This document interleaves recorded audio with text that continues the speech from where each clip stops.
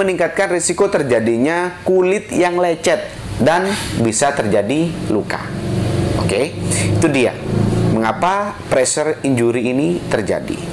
Nah, menurut sebuah penelitian, tanda dan gejala luka dekubitus ini biasanya muncul setelah 4 jam, ya, setelah 4 jam tanpa dilakukan tindakan. Ya, jadi secara konstan, ya, dia berbaring terus selama 4 jam, maka itu biasanya sudah ada tanda dan gejala dari yang namanya pressure injury. Oke, itu dia luka tekan. Nah, di sini penyebabnya, ya, kita bagi menjadi 2 faktor. Yang pertama adalah faktor intrinsik dan juga faktor ekstrinsik.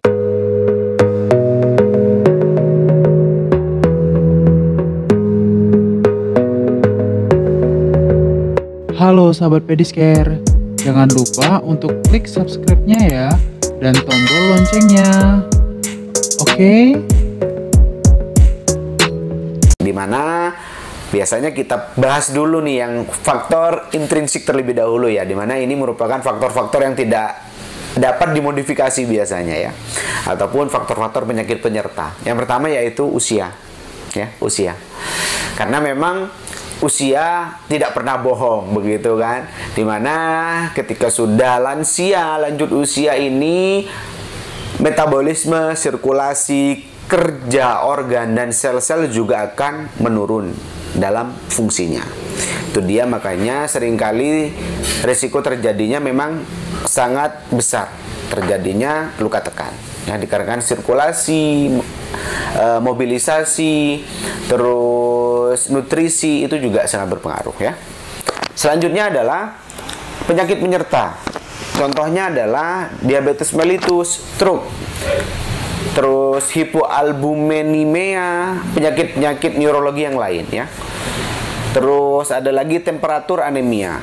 Biasanya itu juga berpengaruh, ya, merupakan salah satu penyebab dari luka tekan. Selanjutnya adalah status gizi dan nutrisi. Nah, ini dia biasanya, ya kan, yang underweight ataupun overweight, yang kurus ataupun yang obes, ya, biasanya memang ini secara faktor penyebab juga akan berbeda karena pengaruh yang sangat tinggi, ya, biasanya dialami oleh yang dia adalah underweight ataupun kurus. Oke, selanjutnya adalah faktor-faktor ekstrinsik, ya, faktor-faktor dari luar seperti tekanan dalam jangka waktu yang lama, ya, karena berbaring terus itu juga sangat berpengaruh.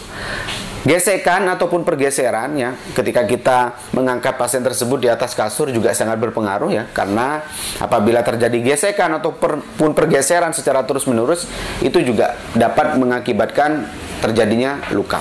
Selanjutnya adalah kelembapan, ya, kebersihan tempat tidur, gesekan alat-alat tenun ataupun peralatan medik yang menyebabkan penderita terfiksasi pada suatu sikap tertentu, ya, contohnya NGT, ya kan, ataupun oksigen, selang oksigen itu juga sangat berpengaruh, ya.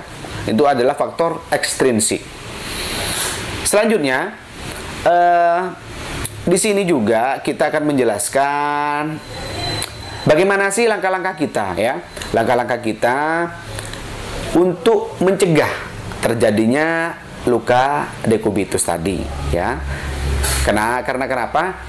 Apabila kita tidak dapat mencegahnya, maka itu akan menjadi sebuah problem yang sangat-sangat susah kita atasi dikarenakan luka tersebut sudah terbuka, ya. Tapi sebelumnya, bagaimana cara pencegahan ini? Nah, luka tersebut dibagi menjadi 4 klasifikasi, ya. Oke, yang pertama yaitu stadium 1, di mana ini biasanya karakteristiknya adalah keadaan kulit masih utuh dengan tanda-tanda akan terjadi luka, ya. Biasanya sudah mulai terjadi kemerahan.